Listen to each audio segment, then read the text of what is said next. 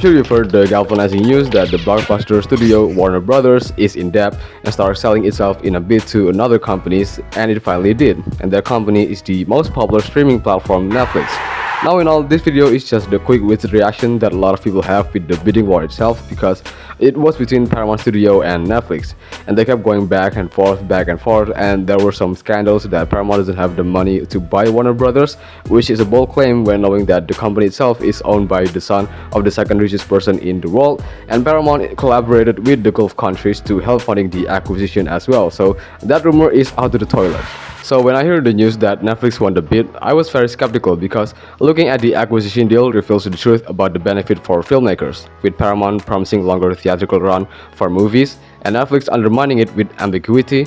But unfortunately for most people, based on what I've seen on social media, especially Discord and Twitter, that specific technicality that is more important than ever, especially in this day and age where streaming is the biggest threat to filmmakers, because it massively reduces their income from both cinema experience and physical copy like DVDs, is unfortunately got thrown under the bus. And instead they try to be this Sherlock Holmes smart-ass academia Frantz Fanon type shit, and assumes that if Paramount did buy Warner Brothers, then they're going to use it to fuel their pro-Israel or pro-Trump or anti-immigration propaganda onto every major IPs included in WB Studios. And then it leads to this domino effect that other Hollywood studios would follow the same execution.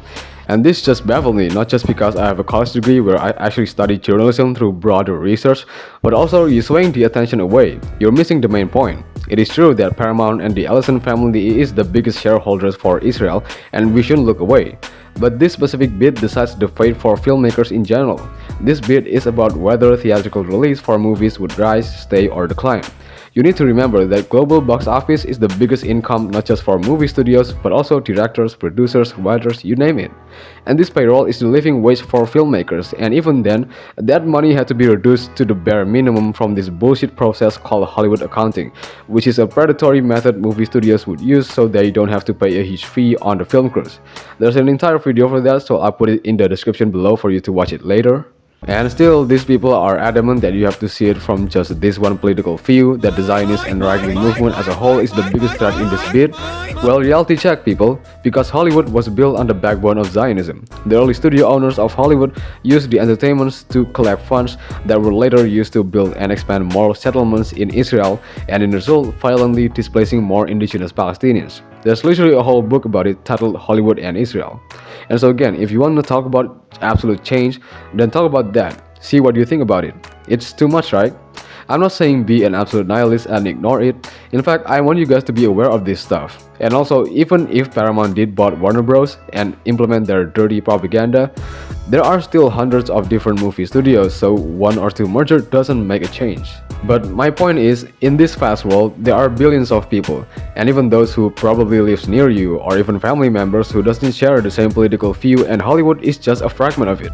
If you can be open to one another because they are this label and that label and so on and so forth, then how on earth can we make a change? How on earth can we be better and move on? You have to suck it up. There's this book that I'm reading currently about the 4th Indonesian president, Abdurrahman Wahid. I'm actually hoping to make an essay reviewing this book once I'm finished with it.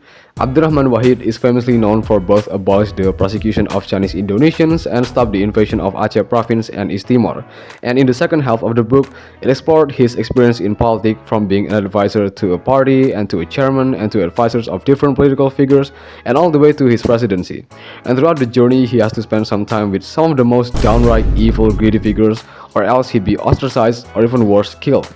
Because at the time, the situation in Indonesia was so downtrodden, it was under a military dictatorship, and the political sphere is like the final boss of having plot armor. This is why in my comment section, I never delete comments of people who express their views regardless if I agree with it or not, because I want to have dialogue with people. And also, more comments got me more views, so thank you for that. But again, suck it up, people. The world is a scary place, and we just have to make the best of it. Now, going back to the result of the bid, Netflix won and now they own WB. And what I think? I'm just gonna have to accept it. I don't think Netflix is gonna do something massive like shorten the duration between theatrical release and digital release, and even if you look at the two battling giants, I'm not going to go half-ass and say that there is the lesser of the two evils, because both have ups and downs. I'm not happy with Netflix, but it is what it is. Netflix seems to have more freedom in allowing voices of different political spectrum. However, the streaming aspect is still worrying.